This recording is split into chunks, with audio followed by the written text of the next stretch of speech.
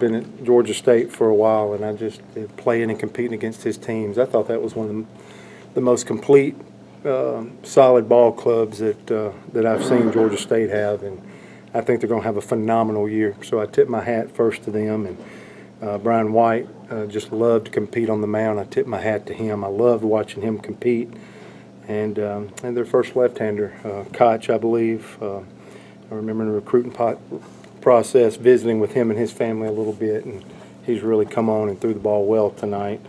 For our guys, we had the bases loaded in the first and the sixth and the eighth, and just seemed like the big hit would never come. And I just, I tried to tell our guys just now that, man, you're just responsible for your at-bat. The base runners are responsible for doing their job on the bases. So, but I thought at the end of the ball game, our approach really changed.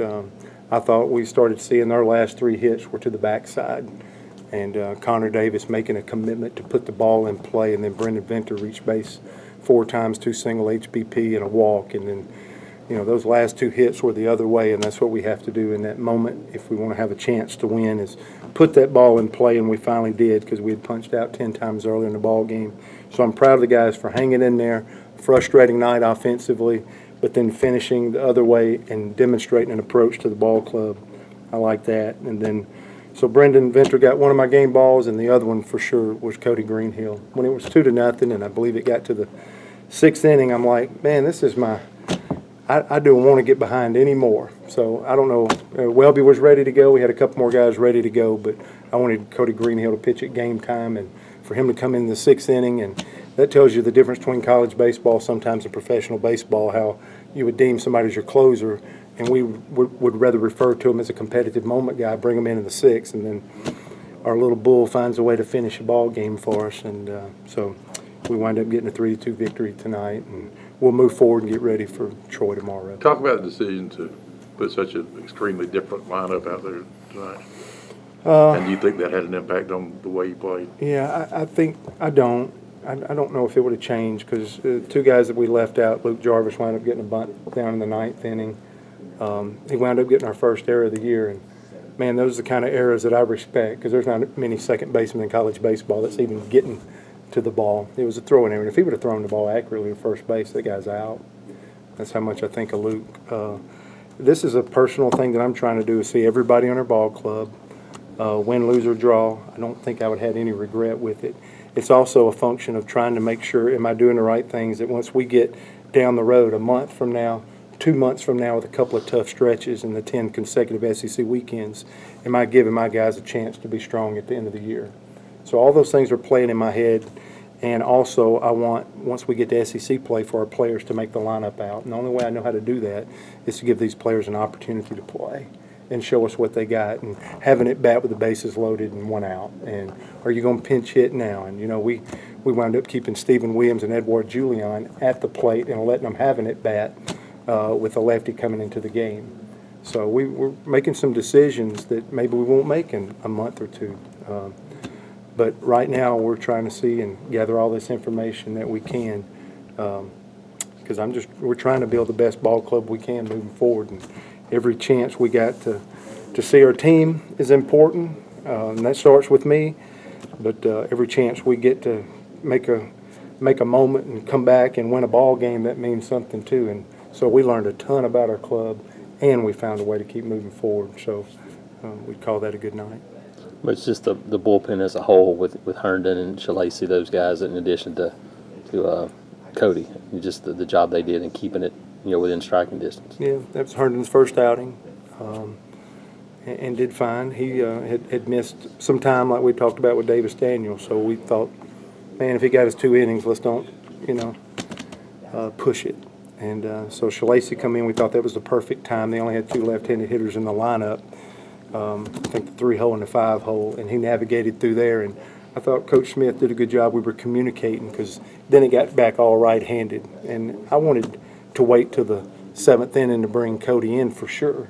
But at the same time, we didn't feel like we wanted to go down another run. So as soon as we got back to the right-handers, we were proactive enough to have him ready to come in with 2 outs in the 6th. And I'm glad we did. And I'm sure I'm sure Blake would have finished that inning, but at the same time, I would have regretted it if we hadn't had him ready with 2 outs to come in and get that first out and then get us underway a little bit and just hold serve till we had a chance. And, you know, that was a tough 8th inning. So you got the bases loaded, nobody out. You hit a double play ball, and it's 2-1, and they wind up getting out of it. It was a huge momentum for them. And I thought it was really good for our guys to – we got punch, punch, punch, and kept hanging in there and got to throw the last one tonight, fortunate. Rich, what's the post-game message to the boys? Just can you hug them for what they did late in the game and kick them in the butt for what they did early in the game? Can you do both in that regard? Do you have to do both right now for that? It's still early enough. I still feel like they're doing a lot for us. We're coming off an off day, the mandatory off day, and whenever you take an off day, man, it's just it's sometimes hard. We don't have a choice. So you're either going to practice Monday or Thursday, and we just played 3 games for the first time, so I elected for Monday to be that day, and we'll be light as all get out on Thursday. But, you know, hitting's hard.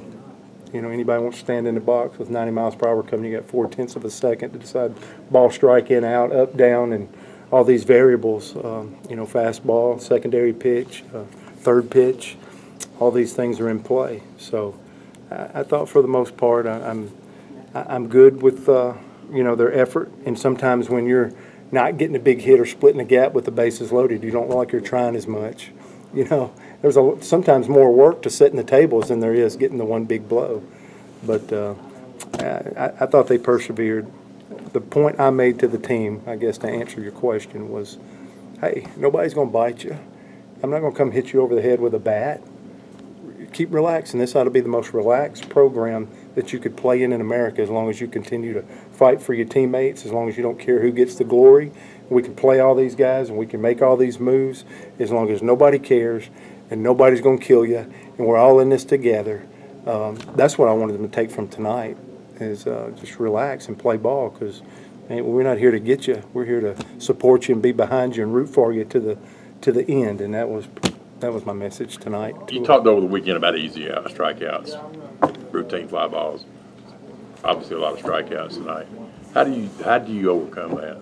We just keep competing. I think from tonight, from the guys having success tonight, they feel like, man, just hang in there. We'll win it early, win it in the middle, or win it late. So having success and then in the ball game wins, I thought I had something. I would definitely bank that as the coach. And then all these situations they're getting into, especially, you know, I keep thinking about the 2 young left-handers, their first time in those situations. Hopefully they learn something from these at-bats. You know, I went fishing, or I wasn't ready to go 0-0. I need to make sure I'm ready for my first fastball I get if I can handle it. I hope they're in a self-evaluation of everything that they need to be doing to, you know, the next time they're put in that situation. So I want them to learn from every experience that they went through this evening. I appreciate it.